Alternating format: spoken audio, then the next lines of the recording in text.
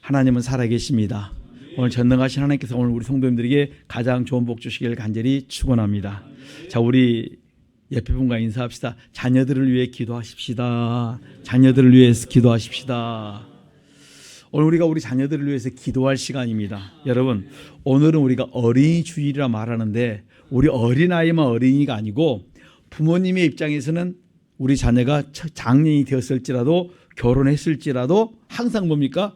그 부모의 눈에는 다 자녀로 보인다는 것이에요. 그렇기 때문에 우리가 우리 자녀들을 위해서 끊임없이 뭐 해야 돼요? 기도하셔야 돼요. 아무리 여러분 60이 됐을지라도 80 드신 어머니 할머니가 60, 우리가 볼 때는 60 대신 그분을 향해서 뭐라 말합니까? 애야 조심하라 이렇게 말씀하세요. 항상 부모님의 마음에는 내 자녀가 나이와 상관없이 어리게 보인다는 말씀이에요. 그렇다면 우리의 자녀들을 우리가 어떻게 양육할 것인가? 오늘 그걸 하나님 우리에게 묻고 계신다는 말씀이에요. 여러분, 나는 내 자녀들에게 무엇을 해줬습니까?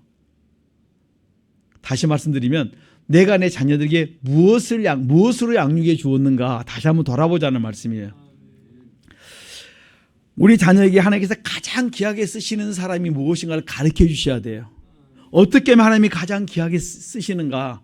성경이 이렇게 말씀합니다. 디모데후서 20장 21절에 보면 2장 20절 21절에 보면 하나님이 쓰신 사람은 금그릇, 은그릇, 질그릇 여러 가지 많은 그릇인데 쓰시는 그 하나님이 쓰는 것은 깨끗하고 거룩한 자. 주인이 쓰시기에 합당한 선한 사람을 하나님이 어때? 쓰겠다. 이것을 우리 자녀들에게 양육해 주셔야 돼요. 우리 자녀들에게 돈을 많이 벌어야 된다. 어떤 직장을 하다 어떤 것을 제시를 많이 할 수 있습니다. 진짜 그들이 복 받을 수 있는 것은 뭐냐면 그들이 어떻게 살아야 하나님이 복을 줄 수 있는가 그걸 우리가 가르쳐 주셔야 돼요. 그래서 우리가 만날 때마다 식사에 있을 때마다 여러분 다른 소리 하는 것이 아니라 요즘은 어때 경기요 세상 것은 다 잘 물어보는데 뭘 안 물어봐요. 말씀에 근거해서 물어보지 않기 때문에 세상 것은 조금 시간 지나면 다 흔들려 갑니다. 그런데 진리는 변함이 없습니다. 그래서 진리 위에 서서 우리 성도님들이 우리 자녀들을 양육할 수 있길 간절히 부탁합니다. 그래서 디모데후서 2장 10절과 21절을 펴놓고 하나님이 쓰는 그릇은 어떤 그릇이다? 깨끗하다. 깨끗한 그릇 되어야 된다. 주 하나님이 쓰시기에 합당한 깨끗한 그릇만 되면 지금 너희가 아무것이 없을지라도 하나님이 얼마든지 너를 들어 쓰시고 축복해 준다는 것을 우리가 말씀하셔야 돼요. 우린 자꾸 뭘 하냐면 세상 것을 자꾸 뭘 주고 싶어 합니다. 그것보다 더 중요한 게 뭐냐면 하나님의 말씀과 기도예요. 그러면 우리 자녀가 나이가 여러분들이 자녀들에서 돈을 줄 수 있는 것은 1000단위도 줄 수 있고 억 단위도 줄 수 있습니다. 10억도 줄 수 있고 100억도 줄 수 있습니다. 그런데 그것이 그를 행복하게 할 수 없고 만족하게 할 수는 없다는 말씀이에요. 진짜 그들에게 만족을 줄 수 있는 건 뭐밖에 없습니까? 하나님이 그들 속에 은혜를 주셔야 되는 거예요. 그래야 그들이 만족한 삶을 누릴 줄 믿습니다. 날 때부터 우리가 금수저면 참 좋겠지만은 우리가 그 성도들 중에서 많은 분들이 금수저 아닌 분들이 거의 많아요. 좋은 환경에서 자란 분도 계시겠지만 그렇지 못한 분도 많이 계십니다. 부모님이 돈이 많아갖고 내가 마음껏 쓰고 싶을 때 마음껏 쓰면 좋겠지만은 그렇지도 못한 환경들. 또 우리 부모님이 빽이 좋아가지고 내가 무슨 말만 하면 다 해결되는 그런 자리에 있는 내 모습도 아니었다는 것이에요. 내놓을 것이 없는 그런 삶을 내가 살아왔다면 과연 지금부터는 내가 어떻게 사는 것이 가장 잘 살고 내가 어떻게 우리 자녀를 양육하는 것이 가장 잘 양육할 수 있는가. 다시 한번 우리가 자신을 돌아볼 수 있기를 간절히 부탁합니다. 하나님이 쓰시는 사람은 외모가 좋은 사람만 쓰는 게 아니라는 말씀이에요. 하나님이 쓰는 사람은 좋은 환경의 사람만 쓴다는 것이 아닙니다. 오늘 보면 자기가 자기의 죄를 깨달아 그리스도의 피로 씻고 참으로 주님이 쓰시기에 합당한 깨끗한 그릇 거룩한 삶을 살아가길 힘쓰는 자를 하나님은 들어 쓰겠다는 거예요. 하나님이 쓸 수 있는 우리의 자녀가 될 수 있도록 우리가 만들어 가야 돼요. 자꾸 우리는 뭘 많이 합니까? 공부 많이 해야 된다. 요즘 공부는 어떻게 하느니 어떤 과목 이런 데서 우리 성도님이 너무 박식이에요.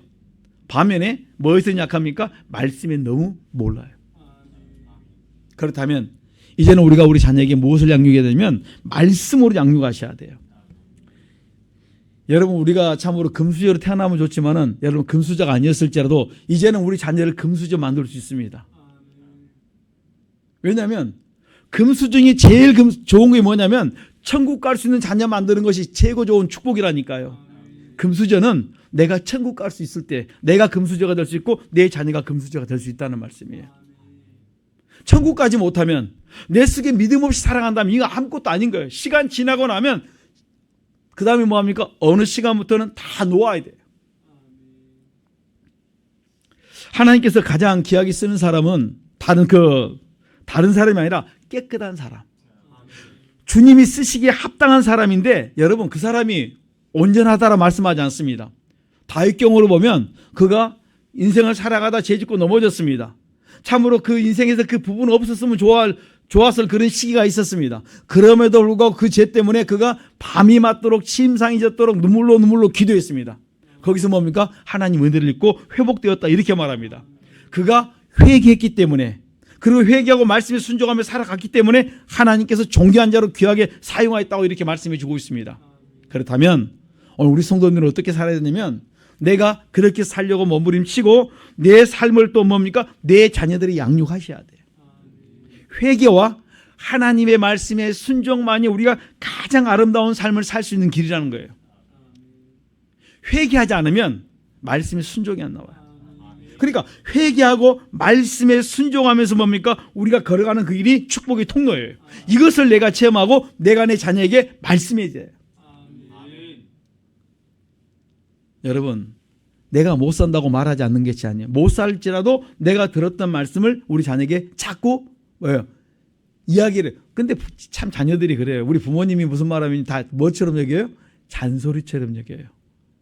잘 듣다가도 무슨 말을 하면 또 그 소리, 또 교회 나가라고, 또 기도하라고 답을 너무 내가 말하기 전에 먼저 답을 알고 있어요. 엄마 또 기도하라고 그러죠. 아빠 또 기도하라고 그러죠. 또 뭐라 그러죠. 답은 다 알고 있는데 살질 않는 거예요. 그런데 그것을 주입식으로 계속 이야기하다 보면 어느 순간에 이게 머릿속에 있던 것이 어디로 갑니까? 마음이 생겨져요. 그리고 언젠가 부모님이 돌아가셨는데 그 속에서 그 말씀이 막 살아 요동을 쳐요.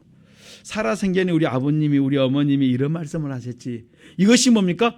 가슴에 잔소리로 들렸던 것이 내 가슴에 탁 박혀 있습니다. 제가 지금 신앙생활하고 돌아보니까 이 시간에 내가 말씀 보고 기도하다 보니까 어머니가 주셨던 말씀들이 새록새록 떠올라요.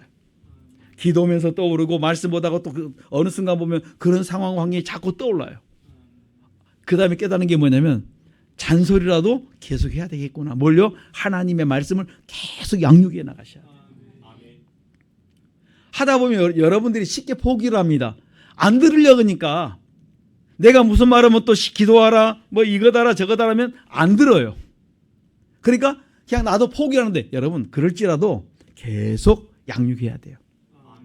허물과 죄가 많으면 말씀이 안 들린다니까요. 말씀을 줘도 말씀을 안 보고 싶고 말씀을 듣기가 싫어요. 그런데 그게 계속 듣다 보면 어느 순간에 들었던 말씀이 내려오기 시작을 합니다. 계속 여러분들이 대신 도고 기도해 주고 있으면 어느 날 그 말씀이 내려와서 그들 속에서 살아 역사를 해요. 부모님이 왜 이 나이에 와보니까 이때 와보니까 왜 부모님이 그렇게 말씀하셨는가 그때 깨달아요. 저도 살아계실 때는 그 말이 잔소리처럼 들렸습니다. 그런데 시간이 지나고 난 다음에 어느 날 딱 가보니까 내가 그 자리에 가보니까 이 말씀이 그 말씀이었고 이해가 되기 시작하고 내가 이제 어떻게 살아야 되고 어떻게 할 것이 서서히 깨달아지는 거예요. 여러분 그거 신앙생활이라는 것이 어려운 게 아니에요. 그냥 여러분들이 자꾸 어때요? 말씀대로 살고 계속 우리 자녀들에게 주입식 하는 게 그길밖에 없어요. 막 뭘 폼 잡고 막 예배를 드리자 그것도 중요합니다. 그러나 매 순간순간 그리고 특별히 여러분 매달 그 첫 주일 오후 예배는 여러분 꼭 가족들이 첫 주일은 꼭 가족이 우리 전체가 모여서 기도하는 날, 예배 드리는 날, 기도라도 하는 날을 그렇게 정해 놓으셔야 돼요. 아니면 뭐라도 해야 되냐면 전화상으로라도 내 가족들이 있으면 전화로 기도해 줘야 돼요. 왜냐하면 오늘 여러분들이 주셨던 숙제란 말씀이에요. 예배를 드릴 수도 있지만 예배를 못 드리면 내 자녀들에게 전화해서 지금 여러분 첫 주를 왜 쉬냐면 그냥 쉬라고 말씀이 아니고 가족과 함께 모처럼 이때 모여야 되고 그 다음에 계속 여러분들이 전화상이라도 여러분의 자녀들의 기도해 주란 말씀이에요. 그러면 여러분 다른 때는 못 할지라도 오늘 매달 첫 주일은 내가 내 자녀들 내 가족들 위해서 부담감 없이 숙제를 가지고 뭡니까? 그 숙제를 하는 날이기 때문에 부담이 없다는 말씀이에요. 제가 이렇게 가정예배 드리는 그것을 이렇게 가족끼리 하는 것을 옛날에 신학교 다닐 때부터 그런 교회를 좀 그 외국에서 공부하셨던 분들이 일찍 한국에 들어오셔가지고 목회를 할 때 그런 이야기를 많이 하셨어요. 그래서 오후 예배는 가족과 함께 이렇게 드리는 데를 봐놓고 참 안 맞다. 내하고 너무 다르다 그랬는데 시간이 지나고 나니까 여러분 우리 성도님들만 교회 나오시고 저녁 때면 오후에 되면요. 저녁 예배는 없어요. 누구요? 가족은 여전히 따로따로 놀아요. 남편이 교회 안 나갈지라도 오늘은 오후에는 뭐예요? 가족과 함께니까 뭐 하시자고요? 아내가 안 나올지라도 자녀가 안 나올지라도 오후에는 다 한 번씩 모여가지고 기도를 해주든지 아니면 간단하게 성경 읽고 이렇게 해주든지 이것이 오늘 여러분의 숙제라니까요. 하셔야 됩니다. 이것이 내가 살고 내 가정이 살 수 있는 축복의 길입니다. 그래서 오후 예배는 꼭 여러분들이 가족과 함께 하셔야 돼요. 이것이 뭡니까? 가정의 날이 아니고 우리 자녀를 바르게 양육해 갈 수 있는 길 중에 하나의 통로라는 말씀입니다. 여러분 우리 자녀들에게 하나님을 어떻게 하면 기쁘게 들을 것인 것을 가르쳐 주셔야 돼요. 그게 에베소 5장 8절로 11절은 이렇게 말씀합니다. 주를 기쁘시게 할 것이 무엇인가를 우리가 말씀해 주시는데 여러분 주를 기쁘게 할 게 뭔 줄 아십니까? 열매 없는 어둠의 일에 참여하지 말아라. 어둠 속에 거하는 삶을 너희들이 이제 벌써 그곳에 가지 말고 그런 일을 행하지 말아라. 그리고 난 다음에 빛의 열매는 모든 착함과 의로움과 진실한 삶을 너희들이 살아야 된다. 너희가 어떻게 삶을 살아야 되면 빛된 삶을 살아야 하는데 뭐예요? 모든 착함이 있어야 돼요.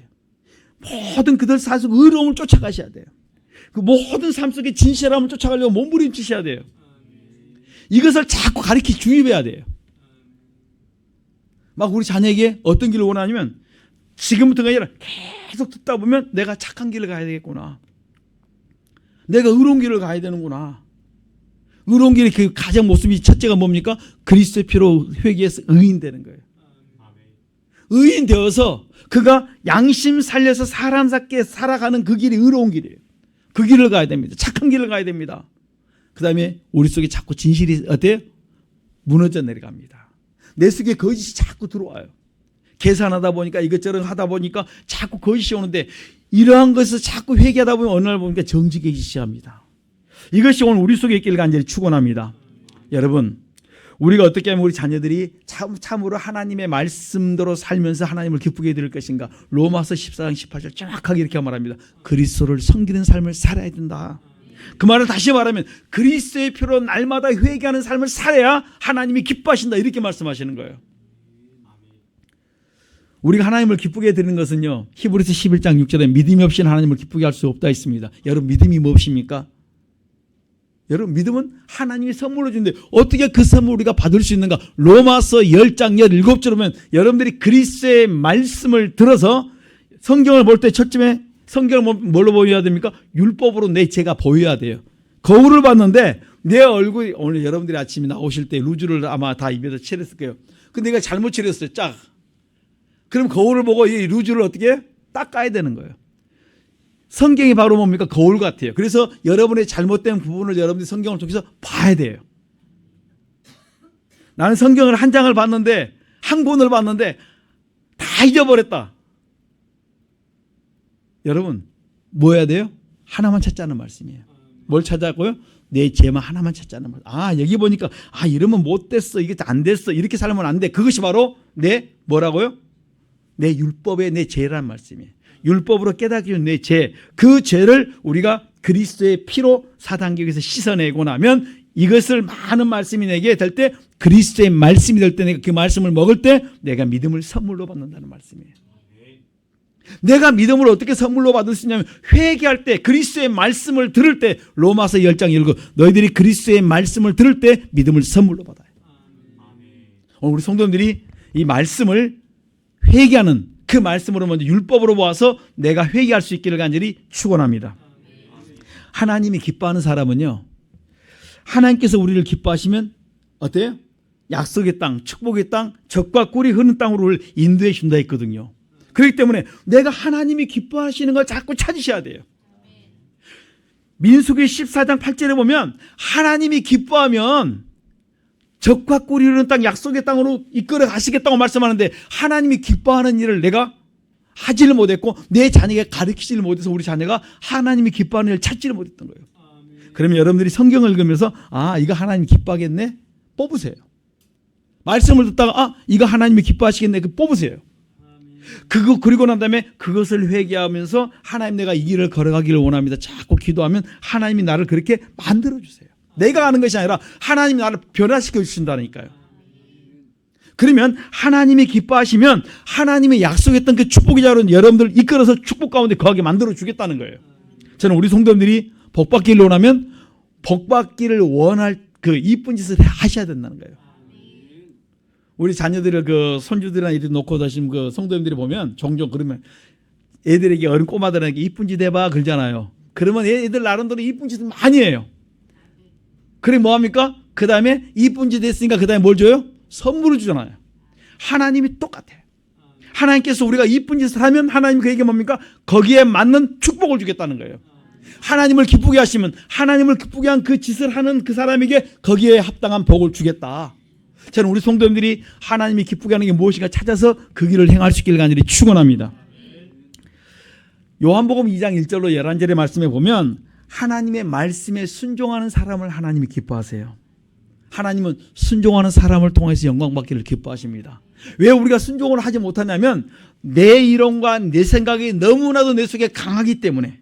여러분, 내 이론 내 생각이 내 안에 너무 강하면요 하나님의 말씀이 나와도 내가 그걸 할 때 내 이론 내 생각이 이겨버립니다. 내 속에서. 밖에서 이기는 것이 아니라 스스로 속에서 말씀의 감동이 오는데 그냥 내 생각이 내 이론이 그걸 감동을 짓눌러 버린 거예요. 그리고 소멸시켜 버립니다. 여러분 우리가 그리고 하나님의 축복을 기대하고 살아갑니다. 뭔가 좀 안 맞지 않습니까? 이렇게 살아왔기 때문에 우리 자녀들에게 간증할 게 많이 없어요. 내가 체험을 많이 했다면 내가 오늘 이런 일을 만났다 저런 일을 만났다 자꾸 간증할 텐데 그런 체험들이 없으면요 우리가 우리 자녀들에게 말할 말이 별로 없어요. 내가 이번에 여기 갔더니 이런 역사를 체험했고 저기 갔더니 저런 역사를 체험했다. 이걸 간증하고 싶은데 여러분 그렇다면 여러분들이 있었던 일들을 기도하고 응답받았던 일들을 우리 자녀들에게 자꾸 말을 해야 돼요. 목회자로서 이제 종종 이렇게 기도할 때 이런 하나님 역사를 누가 치료받았거나 아니면 어떤 역사를 체험했던 것을 내가 받았으면 그것을 가지고 우리 자녀들에게 이야기를 합니다. 이번에 누가 이런 질병을 치료받았어. 이번에 이런 역사들이 일어났어. 우리 교회에 이런 일이 있었어. 좋은 일들을 이야기를 합니다.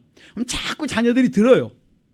그 다음에 하는 말이 기도하면 되는데 아프다 가면 기도해 주세요. 이렇게 말을 해요. 어릴 때 보면 애들. 왜냐하면 그것을 많이 봤기 때문에.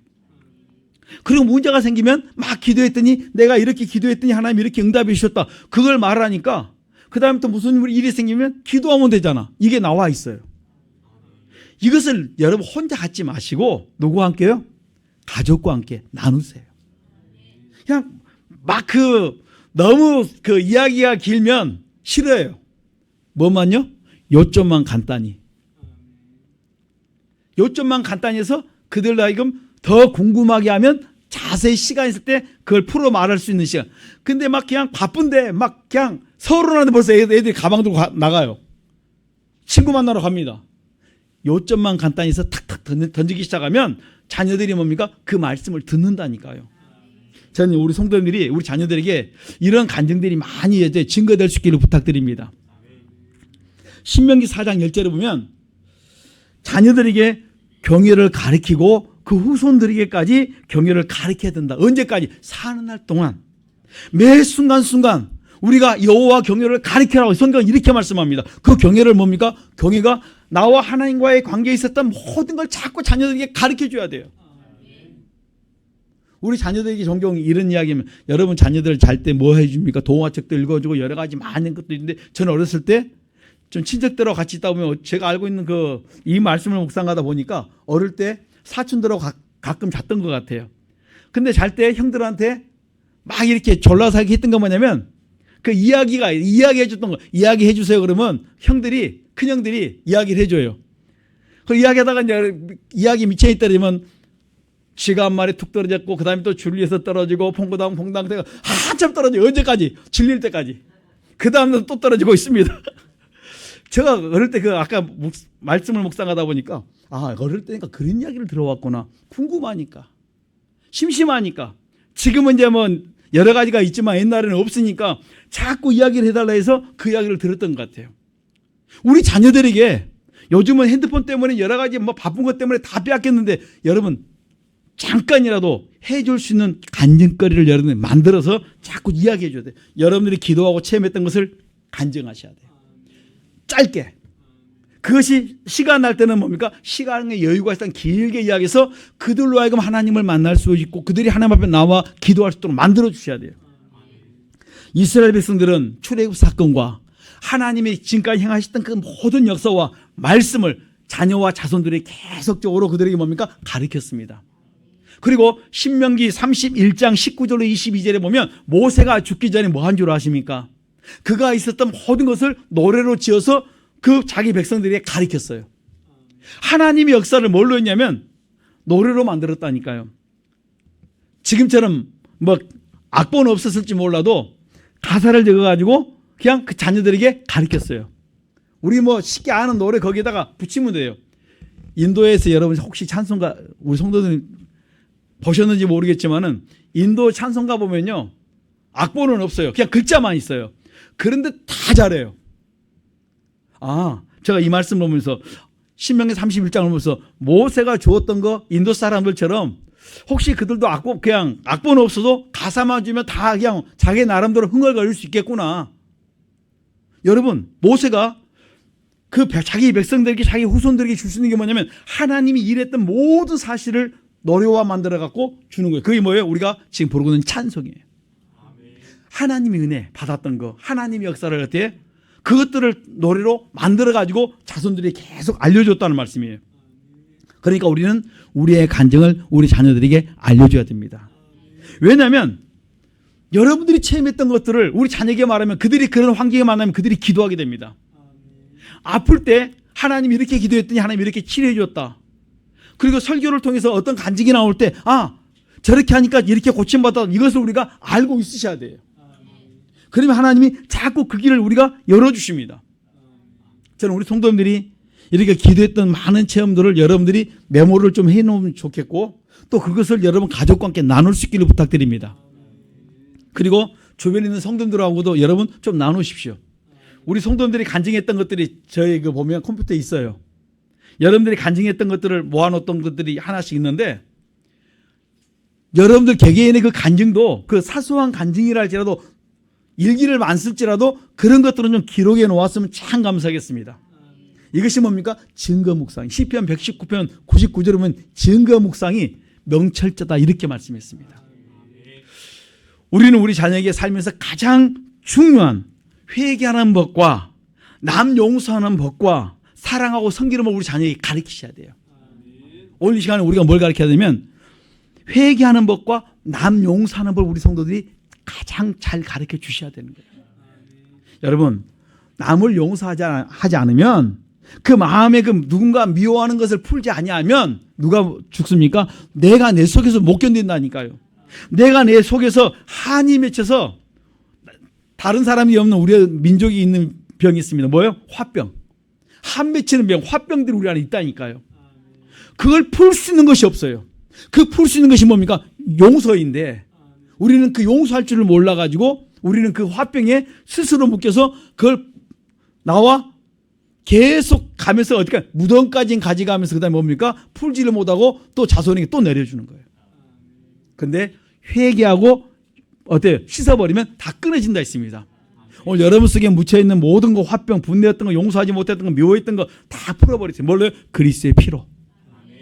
그리스도의 피로 4단계에서 여러분 하나님 앞에 다 풀어버리세요. 아니면 여러분들이 있는 그 개인식 개인 처소에서 그 자리에서 기도해서 풀어버리십시오. 뭘로요? 하나님 내가 이런 죄를 지었습니다. 내가 누군가를 이렇게 미워했습니다. 그리스도의 피로 씻어주세요.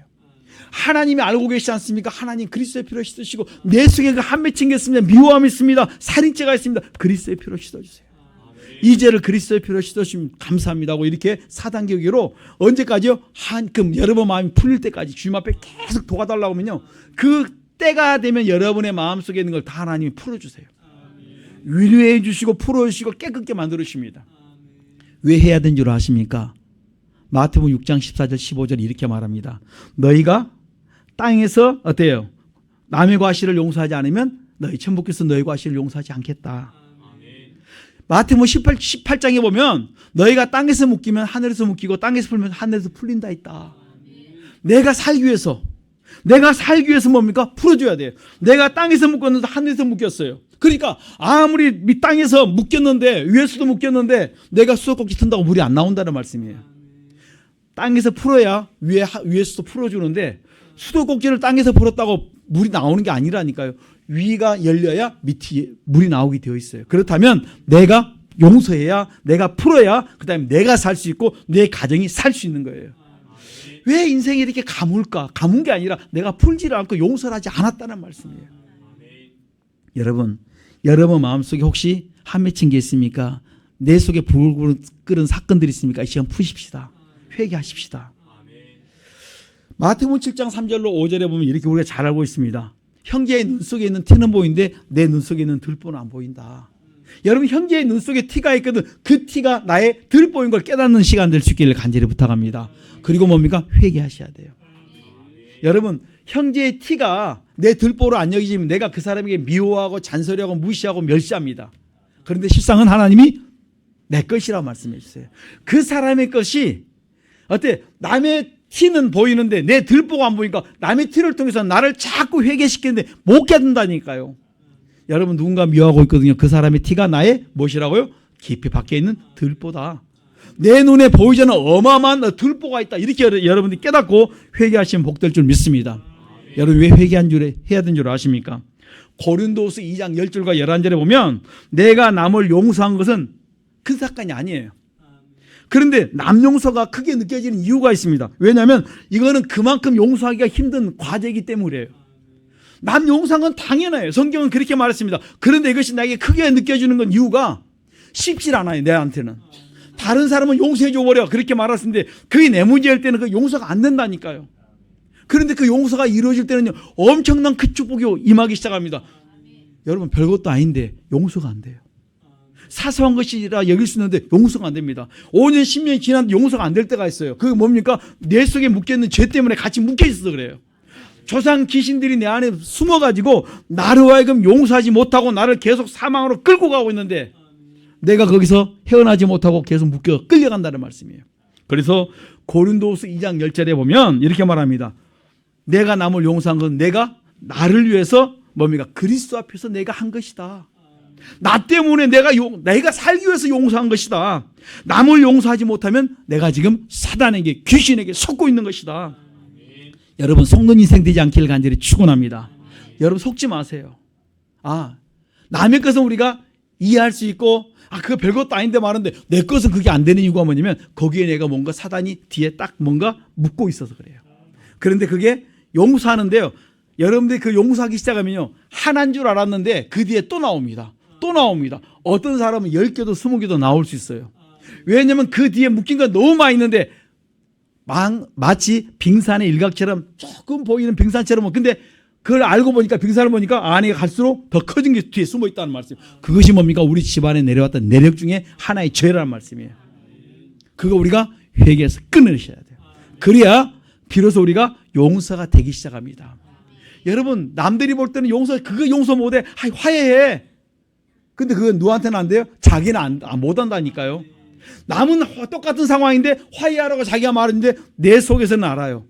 나는 지금도 그거 비슷한 사건인데 나는 못해. 왜냐하면 내 속에 묶여있는 죄가 있기 때문에. 그 뒤에 누가 있습니까? 사단이 숨어서 꽉 붙들고 있기 때문에. 속지 말자는 거예요. 여러분 푸십시다. 그럼 오늘 여러분들이 자유와 먹기를 간절히 축원합니다. 우리가 하나님 일을 할 때 하나님의 그 믿음의 길을 걸어갈 때 베드로전서 2장 19절 21절에 애매히 고난 받을 때가 있고 또 내가 확실하게 하나님 때문에 어려움 당할 수도 있습니다.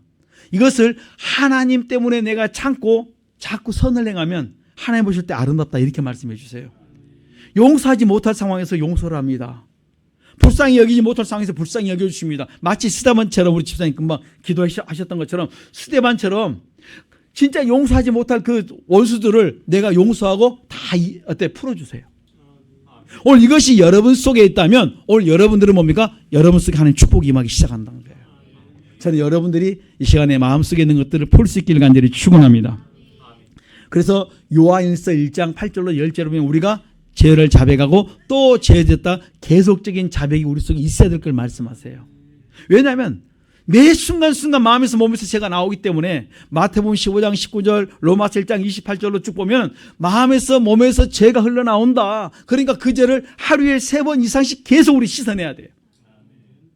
또 죄 지었습니다. 이렇게 죄 있다고 자백하지 않으면 하나님과 상관이 없다 그랬습니다. 오늘 우리 성도님들 죄를 자백할 수 있기를 간절히 축원합니다. 이 죄는 뭘로 회개할 수 있습니까?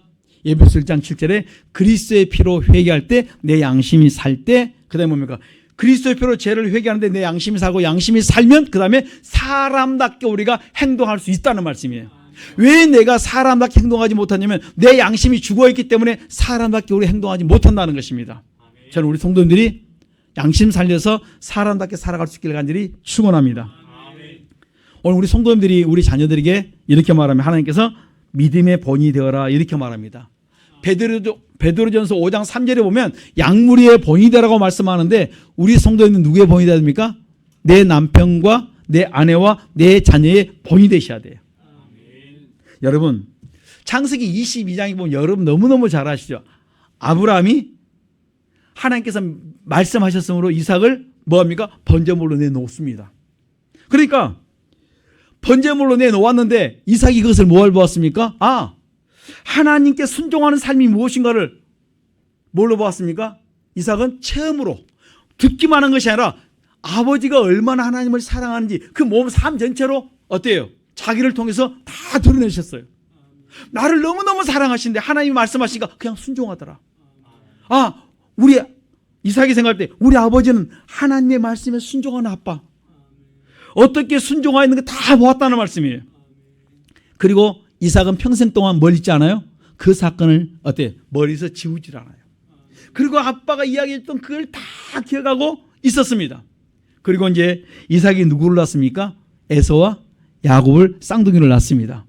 그리고 이들을 어릴 때부터 뭘 합니까? 할아버지가 어떻게 하는 줄 아니? 아빠를 어떻게 했겠습니까? 꽁꽁꽁 묶어가지고 칼로 죽일 뻔했다. 이걸로 끝나지 않고 하나님이 말씀하니까 하나님이 이렇게 했을 때 순종했더니 할아버지가 뭐예요? 범사에 복을 받는데 이렇게 막 좋은 것을 막 열어줍니다. 할아버지는 이렇게 이삭은 아버지 이삭을 그 아브라함을 통해 들었던 이야기를 누구한테 합니까? 에서와 야곱에게 다 말해주는 거예요. 잠잘 때 자장가 부르듯이 뭐합니까? 요즘 태아에 영어 교육한다고 또 영어도 틀어주고 막 별걸 다 하시는데 여러분 그들은 뭘 잘했냐면 어릴 때부터 이삭을 통해서 그러니까 아브라함을 통해서 계속 들었던 것을 이삭이 에서와 야곱에게 계속 이야기해줘요. 할아버지한테 들었던 그 이야기를 듣고 또 할아버지가 돌아가시고 나니까 또 아빠를 통해서 그 이야기를 계속 전승해 듣고 또 에서와 야곱이 그들이 뭡니까? 성장해 가면서 자기 자녀들에게 계속 그것을 말씀해줘요. 그러니까 그들이 뭐합니까? 나는 누구다? 하나님의 사람이다. 하나님의 백성이다. 그리고 하나님이 내 앞에 일하는 것들을 다 보았고 그 다음에 그 역사들을 보면서 뭡니까? 문제가 있을 때마다 그들은 고백합니다. 아브라함의 하나님, 이삭의 하나님, 야곱의 하나님, 내 기도를 들어주옵소서. 그들이 하나님을 얼마나 놀라운 걸 그들은 보았어요. 그리고 체험했습니다. 그리고 계속 들어왔습니다. 그것을 그들이 보았던 거 들은 거 계속 들으니까 마치 내가 그 주인공처럼 그들은 어릴 때부터 먹고 자랐다는 말씀이에요. 그래서 위기 때마다 아브라함의 하나님, 이삭의 하나님, 야곱의 하나님, 그 언약의 하나님, 그 축복의 하나님, 그 하나님이 내 하나님인 걸 고백합니다. 그 하나님이 신실하십니다. 그 하나님이 전능하십니다. 도와주옵소서. 위기 때마다 하나님의 도우심을 구하였고 위기 때마다 그들은 모든 문제에서 풀어져 나가는 놀라운 축복을 체험했다는 것이에요. 여러분, 부모님이 나에게 주었던 그 양식들을 계속 해줘야 돼. 가르쳐줘야 돼요. 이스라엘 백성 그것을 어릴 때부터 듣고 자랐습니다. 룻기 1장에 보면 우리가 잘 알듯이 나오미가 이제 암몬 그 지역으로 가는데 모압 지방으로 가는데 거기에 시부 자부들을 두 사람을 얻습니다. 아들 둘에 한 사람씩 얻는데 시어머니 나오미가 얼마나 하나님을 바르게 경외했던지 며느리들이 보고 엄마가 섬기는 그 하나님 나도 섬길래요. 그리고 따라왔는데 끝까지 따라온 사람 누굽니까? 루시예요. 엄마보다 더 큰 열심을 가지고 하나님을 섬기기 시작합니다. 일심을 또 여호와 경외하는 삶으로 쫓아와 버립니다. 여러분, 이런 놀라운 축복이 언제 있었냐면 내 한 사람이 선한 영향을 미치니까 내 자녀들이 내 자부들이 그냥 어때? 그들이 믿음 생활을 한다니까요. 왜 이 말씀을 드린 줄 아십니까? 우리 자녀들 여러분 안 나오는 이유가 바로 다 누구 때문에? 나 때문에. 내가 그들에게 뭘 못 미쳐서 선한 영향을 끼치지 못해서 내가 그들을 위해 더 눈물 뿌리지 못해서 그들이 바른 신앙생활을 못한 것을 내가 안고 기도하셔야 되는 거예요. 자부도 됐다면 내 자녀는 지금부터 시작하면 당연히 우리 자녀가 믿음 안에 들어올 줄 믿습니다. 여러분 부모님이 신앙의 본이 되면 자녀들이 바뀌기 시작합니다. 그렇다면 나도 지금까지 우리 자녀에게 뭘 미쳤냐면 세상 것만 쫓아가라 가르쳤지 진짜 내 자녀에게 뭘 가르치지 않았습니까? 믿음의 길을 가르치지 않았고 축복의 길을 가르치지 않았다는 말씀이에요. 그렇다면 우리 자녀들이 머지않아서 다시 한번 주님 앞에 나올 줄 믿습니다. 그래서 이스라엘 백성들은 항상 이렇게 고백합니다. 내 외조모로이스 어머니 유니게 나 디모데 이렇게 고백을 합니다. 외할머니 하나님, 어머니의 하나님, 나의 하나님. 그 하나님은 나를 신실하게 이끌어갈 줄 믿습니다. 그래서 가장 그 성경에 보면 디모데처럼 참으로 순전하고 어느 곳에 가든 인정받고 존경받는 그런 사람이 별로 없었어요. 너무 존경이 잘 자랐습니다. 이런 좋은 믿음의 유산에 그걸 받았던 그 자녀는 이렇게 어느 곳에 가든지 사랑받을 수밖에 없다는 말씀이에요. 그렇다면 우리가 우리 자녀를 위해 살 수 있는 게 있습니다. 쓴뿌리를 끊어줘야죠. 조상의 허물과 우리 가정에 내려왔던 그 모든 뿌리를 내가 대신 짊어지고 회개해서 끊어주셔야 돼요. 성경에 보면 우리 부모님도 우리 자녀를 어떻게 양육할 것인가 여기 보면 이렇게 말씀했습니다. 아비들아 자녀를 노이게 하지 말고 그다음 뭡니까? 주의 교양과 훈계로 자녀를 양육하라. 여러분 주의 교양과 훈계가 무엇입니까? 주의 교양과 훈계는 솔로몬이 왕이 되자마자 뭘 원합니까? 하나님 내가 백성들이 너무 많습니다. 내가 이들을 잘 이끌어갈 수 있도록 뭘 달라고요? 하나님 선악을 분별할 수 있는 지혜를 달라고 구합니다. 이것이 뭡니까? 주의 교양이었다는 말씀이에요. 그러니까 선과 악을 아는 게 주의 교양이다. 오늘 우리 성도님들이 선과 악을 분별할 수 있기를 간절히 축원합니다. 그걸 어떻게 할 수 있습니까? 잠언 28장 4절로 5절에 보면 여러분들 율법으로 죄를 많이 깨닫고 회개한 만큼 여러분들이 선과 악을 분별할 수 있어요. 선악을 내가 어떻게 알 수 있냐면 회개된 만큼 하나님이 깨달음을 주시고 선과 악을 분명히 뭡니까? 나눠버리세요. 아이고 우리 남편은 왜 이렇게 우리 아내는 왜 이렇게 끊고 맺는 게 없지? 뭐가 없어요? 율법이 없어서 그래요. 율법을 모르니까 말씀을 제대로 모르니까 선과 악을 못하고 뭐 어디에 끌려간 줄 아십니까? 인정에 끌려가요. 분위기에 환경에 끌려가 버립니다. 여러분 분명히 우리가 율법을 잠언 28장 4절로 5절 율법으로 죄를 깨달아 회개해서 회개를 많이 한 만큼 뭘 할 수 있다? 선과 악을 바르게 분별할 수 있고 우리가 바른 길 걸어갈 줄 믿습니다.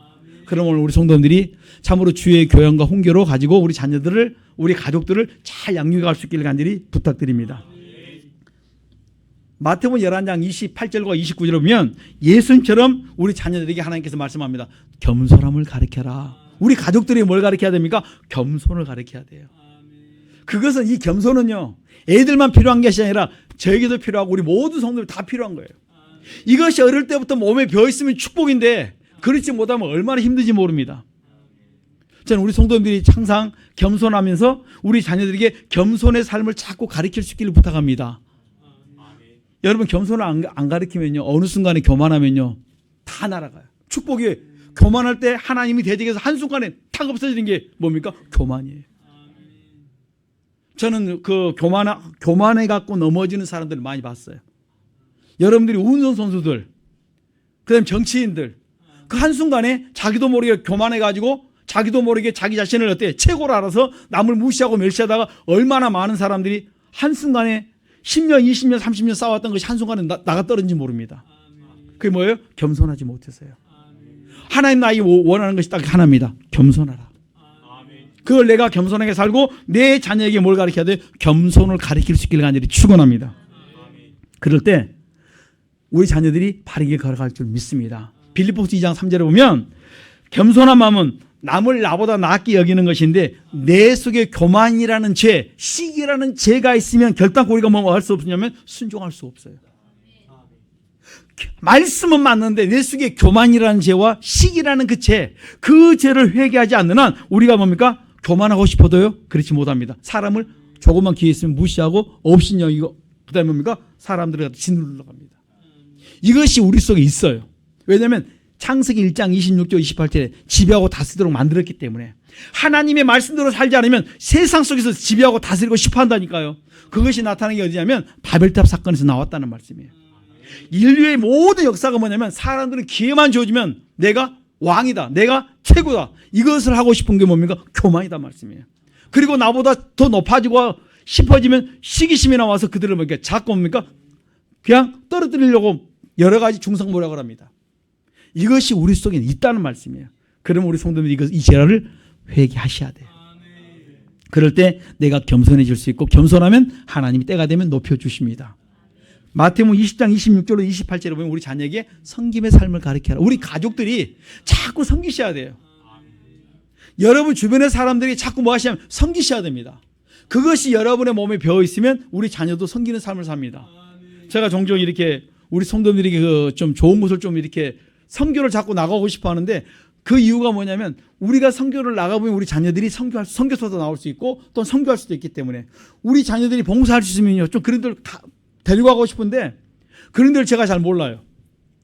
왜냐하면 션이라는 그 가수인가 그 친구로 보니까 뭐냐면 자녀 그 자기도 그 가난한 데서 연탄 배달하고 자기 자녀들도 데려가서 연탄 배달을 가르치더라고요. 봉사를 가르쳐요. 왜냐하면 이것을 뭡니까? 섬기는 법을 가르치셔야 돼요. 그래야 어떻게 대접할 줄도 알고 섬길 줄도 알고 남을 유할 줄도 압니다. 우리가 뭐가 약하냐면 그 부분들이 약할 수 있다는 말씀이에요. 왜냐하면 대접을 잘한 사람 보면 잘 어때? 훈련받은 사람들이에요. 어떻게? 가장 가까운 데서 내 부모님께 훈련받고 그다음에 주변 사람 찾고 베풀고 섬기는 것을 보니까 자기도 그렇게 하는 것이 당연한 줄 알고 그렇게 섬깁니다. 그런데 그게 없으면 우리 자녀들이 전혀 모릅니다. 나이가 먹어도 똑같다는 말씀이에요. 그럴 때 우리 성도님들은 이러한 삶을 회개하시고 이러한 삶을 자꾸 어때? 자녀들에게 양육하셔야 되고 내 가족들과 내 친지들에게 베푸는 훈련을 하셔야 될 줄 믿습니다. 여러분 부모님의 잘못된 사랑이 하나님의 진노로 사는 경우도 있어요. 부모가 자녀를 사랑하는데 잘못된 사랑이 있어요. 그것이 누구냐면 사울왕이에요. 사울왕이 자기 아들 요나단에게 왕위를 물려주고 싶어서 무슨 일을 한 줄 압니까?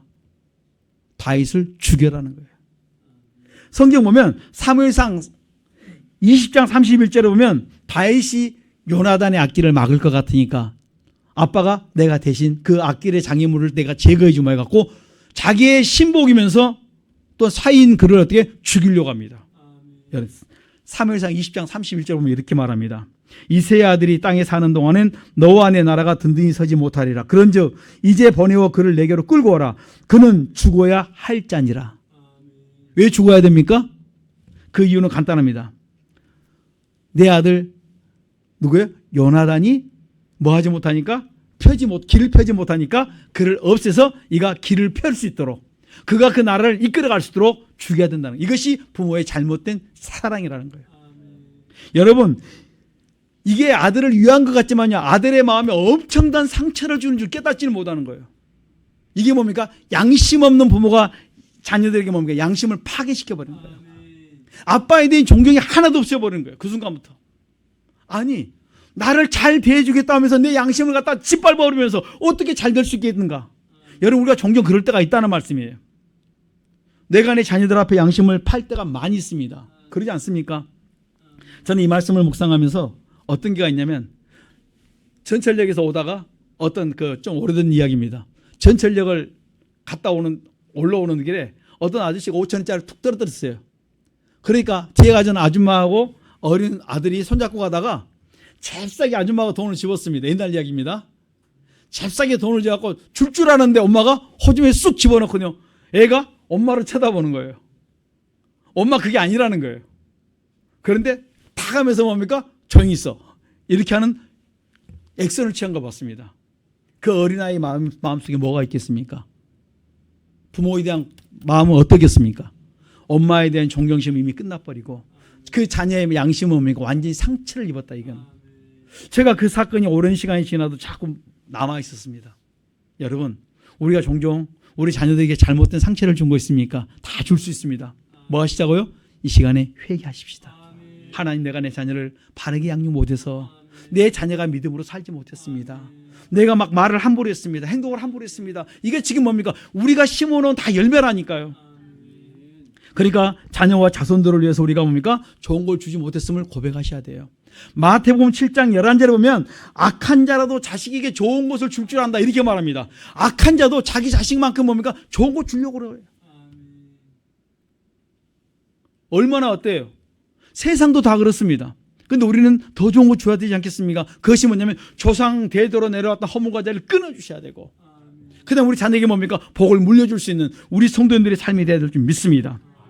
성경에 보면 부모님의 자녀를 위해서 좋은 복을 물려준 사람이 있습니다. 사무엘하 우리가 7장과 9장에 사무엘하 17장과 19장에 보면 바르실레가 자기 사랑하는 아들을 위해서 심은 것이 아니고 그냥 자기가 감동되는 대로 다윗이 힘들었을 때 자기가 도와줬는데 그것이 뭡니까? 심은 것이 돼갖고 다윗이 어려움을 끝나고 다시 복귀할 때 뭐랍니까?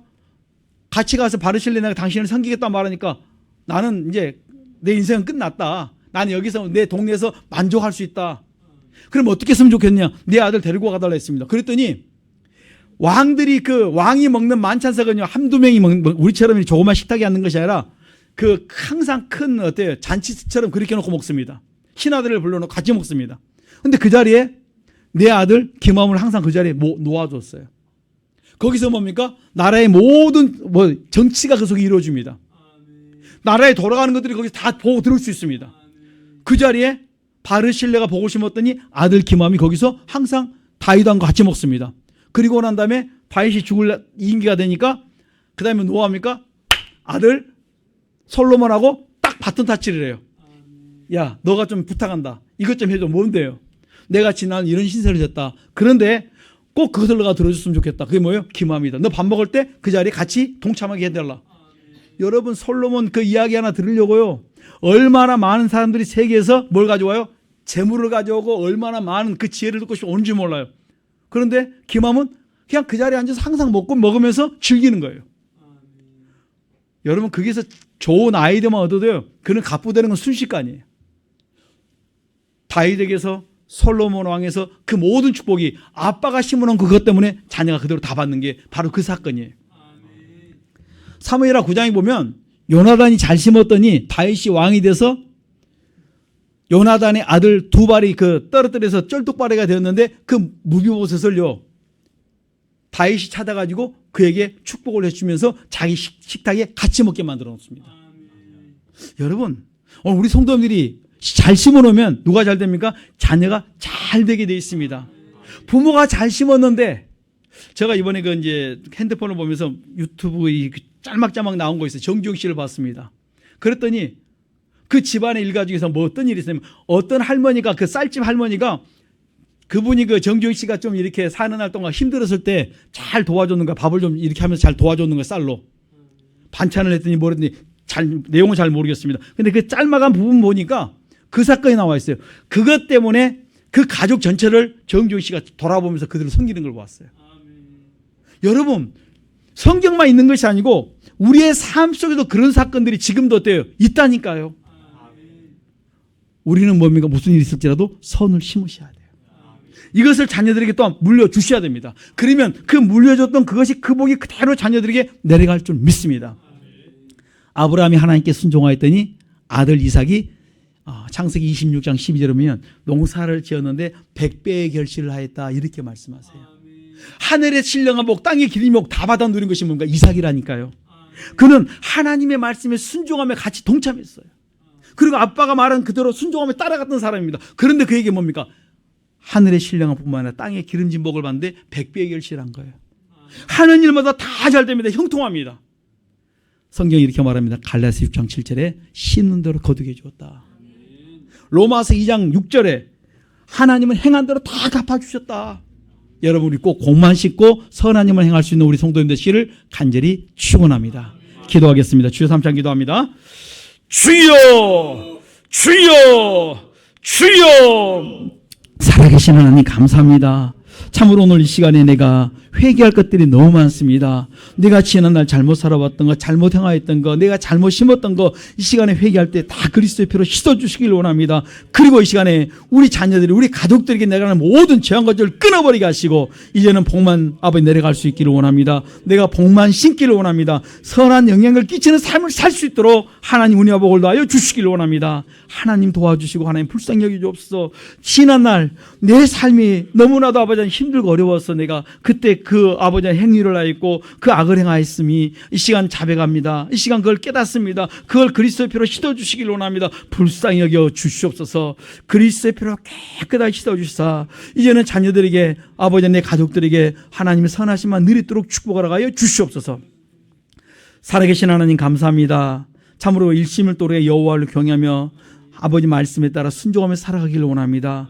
경외자의 삶을 살게 하시고 내 가족들에게 경외를 가르칠 수 있도록 축복하라 하여 주시옵시고 잘못 살아왔던 거 다 끊어낼 수 있도록 축복하시고 복만 심는 우리의 삶이 되게 은혜하여 주시옵소서. 예수님 이름으로 기도드리옵나이다. 아멘.